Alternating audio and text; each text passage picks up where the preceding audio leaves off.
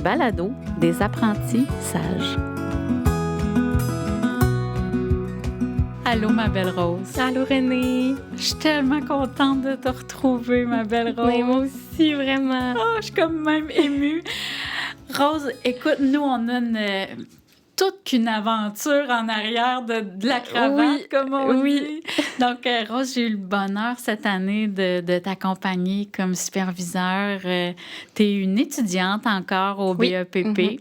Tu as terminé ta 3e année cette année. Oui, exactement. Récemment, oui. Il n'en reste plus qu'une. Oui. Ça s'achève. Oui, hein? Oui. Ouais. Ben oui, tu sais, quand même, on peut apprécier la formation, oui. Mais on peut aussi apprécier qu'elle s'achève. Hein? Oui. C'est quand même 4 longues années. Toi, Rose, t'es arrivée à l'Université de Sherbrooke, tu as commencé directement au BEPP ou tu as fait un petit aparté dans un autre programme? Je suis vraiment arrivée directement au BEPP. OK. Donc, tu arrivais du cégep. Oui, exactement. Excellent. Puis pour toi, être enseignante, c'était un souhait, c'est arrivé comme ça. Comment tu as choisi ta profession? Je savais que je voulais être en relation d'aide et j'hésitais énormément entre le travail social et l'enseignement parce que j'ai beaucoup de membres dans ma famille qui sont dans l'enseignement. Mais je suis une personne qui est quand même assez sensible. Donc, je me disais, le travail social, parfois, ça peut être... Des fois, ça peut toucher des cordes sensibles. Donc, puis j'ai toujours travaillé dans les camps de vacances là, pendant mes étés. Donc, je me suis dit, je pense que je vais essayer l'enseignement. Puis, tout de suite, à ma première année, je me suis sentie vraiment à ma place. Donc, j'ai jamais repensé à mon choix de carrière pour l'instant. Pour l'instant. Ouais. Comment ça s'est passé? En fait, comme on disait, toi, tu as terminé ta 3e année. Oui. Comment tu décrirais ce début de parcours-là de ta formation initiale? Ça s'est passé pour toi comment, les cours, ton stage 1, ton stage 2? Comment c'était? Je dirais que ça s'est assez bien passé. Pour ce qui est de mes stages, j'ai eu des classes qui étaient assez faciles, des classes que moi, je trouve personnellement qu'on voit peut-être un peu moins dans la réalité, là, des classes avec aucun trouble de comportement, aucun élève avec des plans d'intervention même. Donc, ça a été des stages pour moi assez faciles, ça allait bien. Puis, ce qui est de mes cours, j'aimais ça, c'est intéressant tout le temps de tout apprendre par rapport à l'enseignement. Donc, ça allait bien, là. J'étais motivée, puis pas de découragement, tout ça. Donc, les 2 premières années, on pourrait dire, c'est comme un petit fleuve tranquille. Oui, exact. Ça se passe bien. Les stages, il faut dire qu'à l'Université de Sherbrooke, le stage 1 et le stage 2 sont des stages qui se passent en diade. Oui, c'est donc, vrai. Donc, tu avais une partenaire avec toi. Une ou un partenaire? Oui, une partenaire à chaque stage. Donc, ça se passe bien pour toi. Puis là, tu arrives en stage 3, dans ta 3e année. On le sait aussi que c'est une grosse année universitaire. Oui. Les cours sont en intensif. Pour nos auditeurs, il faut comprendre que vous faites votre stage en 3 blocs séparés. Oui, exactement. Un bloc en début d'année scolaire, vous faites la rentrée. Oui. Vous avez 3 semaines après ça où est-ce que vous êtes en fin octobre, début novembre. Vous allez faire un autre petit saut dans votre école de stage.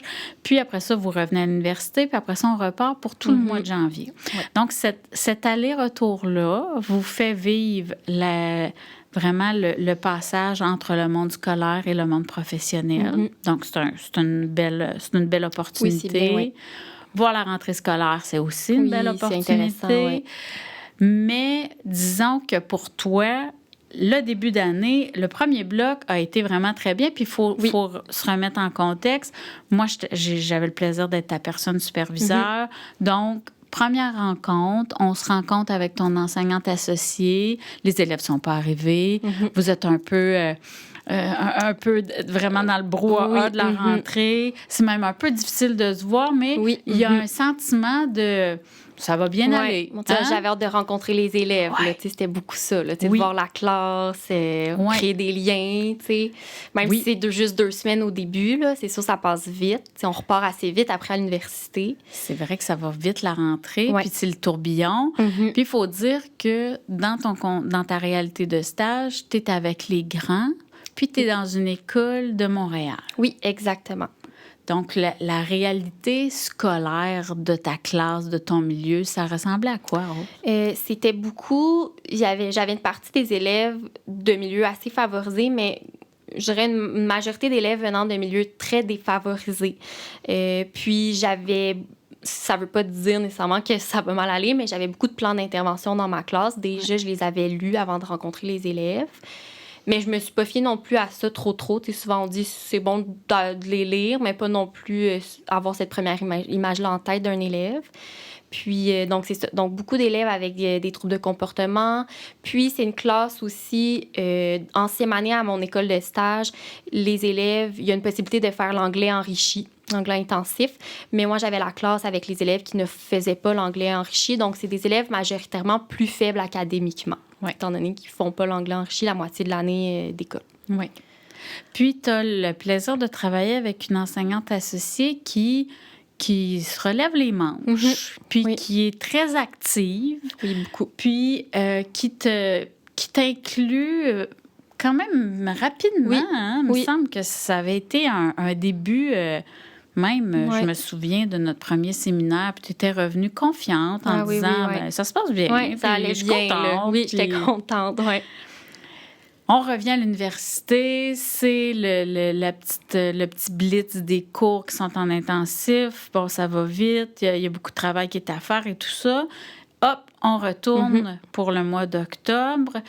Et puis là, ben moi, j'ai une supervision avec toi. Fait qu'on a pris rendez-vous ensemble. Puis là, j'arrive à ton école et... Ouais. Ben déjà là, je dirais que dès ce bloc-là, on dirait que j'ai comme frappé un mur, je pourrais dire ça. Ça n'a pas été facile. Tout de suite, les élèves avec plus de difficultés au niveau des comportements, j'ai de la difficulté beaucoup avec eux, de la difficulté à essayer de faire avec ces comportements-là tout en leur enseignant, puis en enseignant aussi aux autres élèves qui ont envie d'apprendre. Mais j'essaie le plus possible d'appliquer ce que mon enseignante associée me donne comme conseil, que ce soit un repère de temps à donner aux élèves. J'essaie de les mettre le plus possible en action parce que c'est des élèves qui ont besoin rapidement d'être en action. C'est difficile la concentration pour eux. J'essaie de trouver des moyens pour les... Par exemple, j'avais un élève TSA, donc pour lui, c'est difficile de rester longtemps concentré. Il a besoin de parler et de bouger, donc je le change de place. J'essaie de mettre en application tout ce qu'on me dit, mais ça reste difficile. Puis, c'est pas seulement avec moi que c'est difficile. Il y a aussi beaucoup les spécialistes que ça va pas non plus, ce groupe-là avec eux. Donc, mais c'est ça, j'essaie de mettre en application tout ce qu'on me donne comme conseil de toi, Renée, et de mon enseignante associée. Je me souviendrai toujours du temps où on est parti de ta classe, puis là, on marchait vers le petit local. Tu es une des écoles montréalaises dans lesquelles il y a des locaux de libre. Ça n'arrive jamais dans la vraie vie. Vrai. Mais toi, dans ton école, il y en avait plein pour toutes sortes de raisons. Ouais. Puis là, je me souviens m'en aller vers ce local-là avec toi, puis me disait... Bon, là, Renée, c'est sûr qu'il faut s'asseoir avec Rose, puis il faut être à son écoute, parce que là, j'avais vu le contexte, mais surtout, je t'avais vu en action intervenir des dizaines et des dizaines de fois, ne pas lâcher, pas laisser aller les comportements, tenir, là, il y a une expression qui dit tenir les cordeaux serrés. C'est vraiment ça que tu faisais. Tu avais ton intention en tête, tu savais où est-ce que tu voulais t'en aller avec tes élèves, mais malgré ça, la majorité du groupe était d'une fragilité de verre que même une enseignante de grande expérience doit certainement apprendre à manier avec doigté. Donc, on s'assoit, puis là, il y a les yeux qui tournent un peu dans l'eau parce que tu te sentais comment à ce moment-là? Je me sentais un peu à bout de mes moyens, un peu... Comme là, on dirait que j'ai plus de ressources. Là. Je sais plus où puiser de l'énergie. Un peu découragée aussi, veux pas. Mais reste qu'il y avait un côté de moi qui... C'était pas non plus là, je quitte tout de suite. Là. J'avais quand même un petit espoir parce que, veux pas, j'ai quand même créé des liens avec ces élèves-là. Donc, j'étais quand même triste de les quitter là, vers la fin du bloc 2. Donc, c'est ça. Mais j'étais un peu découragée, c'est sûr. Là. C'est vrai ce que tu dis, parce que dans toutes les interventions que je te voyais faire avec les élèves, je te voyais toujours garder le contact avec eux, garder le contact visuel, garder maintenir la relation malgré la fragilité de cette relation-là avec certains particulièrement. Je me souviens qu'à ce moment-là, on se soit dit, bon, ben OK, attends, on va regarder qu'est-ce qu'on peut faire. Parce qu'il faut aussi dire que dans les réalités actuelles des classes qu'on vit dans les dernières années, bien, même dans les attentes de stage, bien, il y a eu un contexte où est-ce que c'est écrit que dans des contextes de classe difficiles, bien, on pouvait évidemment vous offrir du soutien jeunes stagiaires parce qu'en fait, on se dit, même comme professionnel, on souhaiterait avoir de l'aide. Oui. Fait que là, c'est sûr qu'on ne veut pas vous laisser dans ce contexte-là. L'enjeu, par contre, c'est qu'on est quand même dans un contexte d'évaluation. Oui, exact. On est en stage, là. Donc, il y a une réussite à ce stage-là. Donc, on ne veut pas vous mettre non plus dans un contexte, je dirais, non représentatif d'une classe, parce que demain matin, vous allez être des enseignants, mais on veut aussi que les élèves apprennent, mais aussi que toi, tu apprennes. Et c'est là qu'on avait des doutes. Hein? Tu te souviens, quand on s'est parlé, c'était là qu'on s'est dit, bon, ben là, il faut faire quelque chose pour aider cette belle rose-là. Donc, comment ça s'est passé pour la suite après? Bien, pour la suite, j'étais très contente et très reconnaissante d'avoir la possibilité d'avoir de l'aide comme ça parce que là, c'est ça, je me sentais vraiment à bout de mes moyens. Donc, juste avant les vacances de Noël, j'ai rencontré Marie-Ève à l'université qui est venue vraiment m'aider à mettre en place des moyens pour chacun des élèves avec lesquels c'était plus difficile. Parce que c'était pas difficile avec tous les élèves de la classe, mais il y en avait quand même 4-5. Là. Donc, c'était vraiment de voir précisément qu'est-ce qui pourrait aider cet élève-là, qu'est-ce qui pourrait aider ma relation avec cet élève-là pour que je puisse être en mesure de lui enseigner. Puis ça m'a beaucoup aidée. Donc là, dès que je suis arrivée à mon bloc 3 au mois de janvier, j'étais positive. Je me disais, je vais mettre en application ces mesures-là. Je vais donner mon maximum. Ça va bien aller. J'étais confiante. Puis, ça s'est bien passé. Je veux dire, j'ai mis en application encore cette fois-ci tous les conseils, ce que j'avais vu avec Marie-Ève à l'université. Mais c'est resté très difficile malgré tout. Il y avait des périodes que j'avais vraiment l'impression d'avoir très peu de contrôle sur ces élèves-là avec lesquels c'était très difficile. Donc, je peux dire qu'à la fin de ce bloc-là, quand je t'ai rencontré, Renée, je me sentais vraiment là, impuissante. Là, comme si j'avais donné tout ce que je pouvais, puis... Tout avait été donné. Hein? C'est intéressant ce que tu dis, Rose, parce que c'est important que les auditeurs y comprennent que ces mesures de soutien-là sont pas offertes, je dirais, gratuitement. Dans le sens que, c'est pas qu'il y a un prix à ça, mais c'est juste que faut voir chez l'étudiant l'engagement. Faut voir aussi chez l'étudiant qu'il est capable de déployer des ressources. Chose que tu avais fait. Tu avais mis en place des moyens, tu étais très tenace, tu étais très, très engagée auprès de tes élèves. On voyait que tu voulais très bien leur réussite, mais que le contexte, ça, c'est comme une espèce de mélange, là. Le mélange de tous ces élèves-là ensemble donnait ce que moi j'appelle une explosion de saveur. Oui, vraiment. Ça fonctionnait pas du tout. Là. C'était, Tu sais, je pense à des élèves qui avaient des troubles d'attachement avec ton enseignante associée, en fait, qui étaient très attachés à ton enseignante associée, tu te souviens? Oui, puis qu'avec moi, ça fonctionnait pas du tout. Là. Moi, avec cet élève-là en particulier, je pense que je faisais environ 20 interventions à chaque période là, auprès de lui parce qu'il ne travaillait pas, il se levait, il dérangeait. Il ne répondait même pas. Exactement. Donc, ça, c'est vraiment important que les auditeurs et que les étudiants qui écoutent le balado comprennent que pour offrir ce type de mesures-là adaptées, il faut voir chez l'enseignant étudiant, le novice, qui est capable de s'engager dans cette démarche-là, chose que tu as fait. Puis c'est vrai que le soutien de Marie-Ève a été vraiment hyper intéressant parce que le mois où est-ce que tu revenais à l'université nous donnait un petit pas de recul. Tu t'en souviens, à ce moment-là, on s'est rencontrés, on a mis en place ce serait quoi le contexte idéal? Puis tes demandes, Rose, n'étaient pas sortez-moi tous les élèves de la classe pour que c'était pas ça du tout. Parce que ça ne deviendrait pas une mesure représentative dans la vraie vie.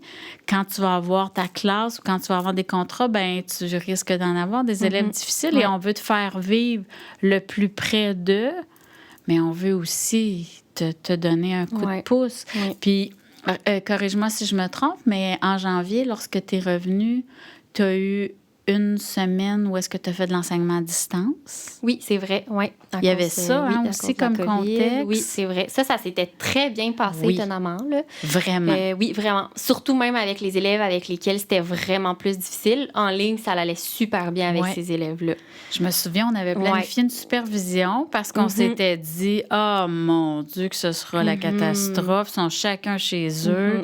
Ils participeront pas, ils seront pas. » Et toi-même, dans ta posture à ce moment-là, moi, je me souviens comme si c'était hier, l'assurance que tu avais dans ta façon de parler, dans le projet que tu avais monté. Tu avais fait un projet sur les sciences, les systèmes solaires. Il était super engagé. Il était super intéressé, oui. Fait que, tu sais, il y avait de ta part une réflexion, puis... Mais je suis quand même curieuse, Rose, là, je te fais revenir dans des moments peut-être un peu émotifs et ébranlants, là, mais revenons à ton congé de Noël.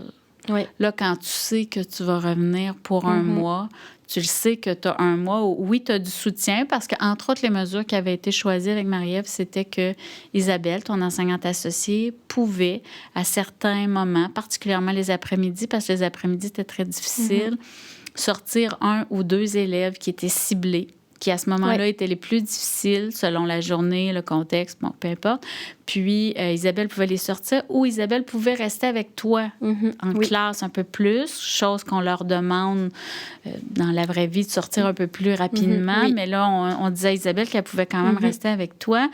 Mais parle-moi de ton congé de Noël. Là. Comment tu étais? Comment tu t'es préparée à ce dernier bloc-là? Oui. Bien, on dirait que vu que j'ai quitté juste avant mon congé, pour aller à mon congé de Noël avec la rencontre de Marie-Ève, j'étais quand même très confiante, positive, tu sais, j'étais pas complètement découragée, puis complètement, tu sais, j'étais quand même motivée à y aller, puis à essayer du mieux que je peux. Donc, c'est ça, j'étais pas très stressée, mais... je pense que c'est vraiment plus une fois que là, en revenant des vacances de Noël, que là, au début, la première semaine, tout va bien, on est en ligne, on revient à l'école, là, c'est comme un nouveau départ un peu, pour les élèves aussi qui étaient en ligne. Donc, on essaie de tout mettre en application, puis finalement, oui, ça l'a aidé, ces mesures-là, mais c'était encore très difficile. Ouais. Donc, il y a eu des moments, là, c'est certain, que je sortais de l'école, là, puis je me disais, c'est quoi ça? Là? C'est n'importe quoi. Il y a rien à faire. C'est vraiment du découragement que je sais plus quoi faire. Là. Je suis en manque de moyens. Puis, là, on s'est rencontrés. Là, donc, par là, j'ai quand même toffé. Je me suis pas non plus... j'ai jamais eu d'idée de quitter non plus le milieu. Là. Je me suis pas dit, c'est sûr que je continue pas mon bac. Ouais. Mais il y avait quand même des moments là, très difficiles que je me remettais un petit peu en question. C'est ça. Oui, avec raison. Puis, je me souviens aussi de discussions qu'on a eues avec Isabelle où Isabelle disait, mais... moi-même, je trouve ça hyper difficile. Je les aime. C'est des élèves qui sont attachants, qui ont des besoins extrêmes. Puis quand on voit le besoin derrière l'enfant, on le comprend, mais ça reste que dans le quotidien, comme on disait, chacun de ces élèves-là, pris individuellement, pouvait être des élèves avec un beau potentiel, mais vraiment. C'était la dynamique. Oui, ensemble, c'était très difficile de vraiment venir... donner remplir les besoins de chacun de ces élèves-là. Parce que j'avais un autre côté de la classe que ça fonctionnait super bien puis qui voulait tellement apprendre, qui me posait des questions, qui était motivé, qui le disait quand il comprenait pas, mais j'étais tout le temps occupée avec un élève qui écoutait pas, qui dérangeait les autres, qui niaisait, qui se levait. Donc, tu sais, c'est ça que je trouvais extrêmement difficile de pas pouvoir venir aider ceux qui ont vraiment envie d'apprendre, puis en même temps s'occuper un peu, gérer les autres qui dévient un peu, là. Je trouvais ça important, Rose, puis je te remercie vraiment de partager cette expérience-là avec les auditeurs parce que une expérience de stage, c'est un peu une loterie. Hein? On ne sait pas sur quelle classe on va tomber, on ne sait pas avec quel enseignant associé on va être jumelé. Puis il y a toutes sortes d'enjeux. Il y a des enjeux qui sont relationnels parce qu'on est en relation, oui, avec des élèves, avec un enseignant associé. Il y a un contexte d'école, il y a un contexte de classe. Mais toi, t'es arrivé avec une expérience qui était vraiment très, très chargée. Oui. Puis ça me fait tellement plaisir de voir ta résilience, de voir aussi ton ouverture, puis de l'acceptation que tu as eue dans ce périple-là, de te montrer vulnérable, puis d'accepter d'avoir de l'aide, puis de dire, bien, je trouve ça difficile, je trouve ça vraiment difficile, mais par-dessus tout, ce que je trouve le plus beau, c'est ta ténacité à dire, bien, ça arrive des groupes difficiles, puis je vais le prendre comme une expérience dans mon bagage professionnel. Je me souviens le nombre de fois que tu m'as dit ça, puis à chaque fois, je dois t'avouer que moi, je repartais dans ma voiture en me disant « Oh mon Dieu, que j'aime cet enfant-là! » Mais aussi en reconnaissant ta bravoure, puis en reconnaissant vraiment ta ténacité puis ton professionnalisme, parce que on aurait pu avoir envie d'abandonner, c'est clair qu'on aurait pu avoir envie d'abandonner.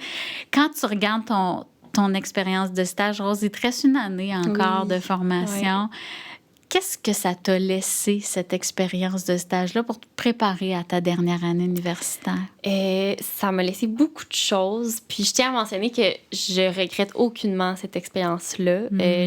Jamais j'aurais dit que j'aurais pas voulu faire ce stage-là. Au contraire, je me sens beaucoup plus aujourd'hui confiante et forte à affronter de futures classes qui seront peut-être pas identiques à celles que j'ai eues à mon stage 3, mais qui amènent certains défis, puis qu'il y a des élèves avec des gros troubles de comportement. Je me sens vraiment plus confiante, je sens que j'ai vraiment gagné dans ma gestion de classe, que j'ai acquis énormément d'outils, de conseils.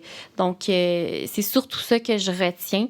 Puis, je retiens 2 petites dernières choses aussi que je me suis toujours... que je gardais toujours en tête, c'est de parler à nos collègues, que ce soit des collègues, notre superviseur de stage, notre enseignante associée, de parler de nos problèmes, de nos difficultés. Ça fait du bien d'en parler, puis c'est comme ça qu'on va chercher l'aide en même temps. Moi, ça m'a fait beaucoup de bien quand j'avais mes rencontres avec toi, Renée, puis même quand tu m'envoyais des petits courriels d'encouragement, ça me faisait tellement de bien de lire ça. Puis aussi de pas oublier de prendre soin de soi.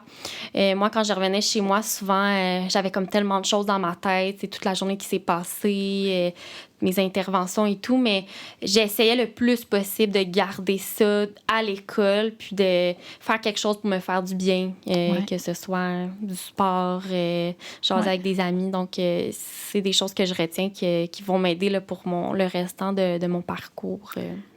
Je trouve ça beau de te voir aller, Rose, parce que malgré ton début de carrière, puis malgré ton bagage d'expérience qui est quand même, qui a été bien rempli cette année, mais qui débute aussi, tu sais, je tiens vraiment à te lever mon chapeau pour cette expérience de stage-là. Puis, pour ma part, ben je retiens de la force, puis je retiens vraiment l'ouverture que je disais tantôt. Puis je pense que tout ça était vraiment tout à ton honneur. Puis c'est beau de voir que c'est vrai que des embûches, on peut en rencontrer dans notre parcours, Et même quand on a plein d'expériences, on peut rencontrer des embûches. Donc, je te remercie profondément, Rose, d'avoir partagé ça avec nous.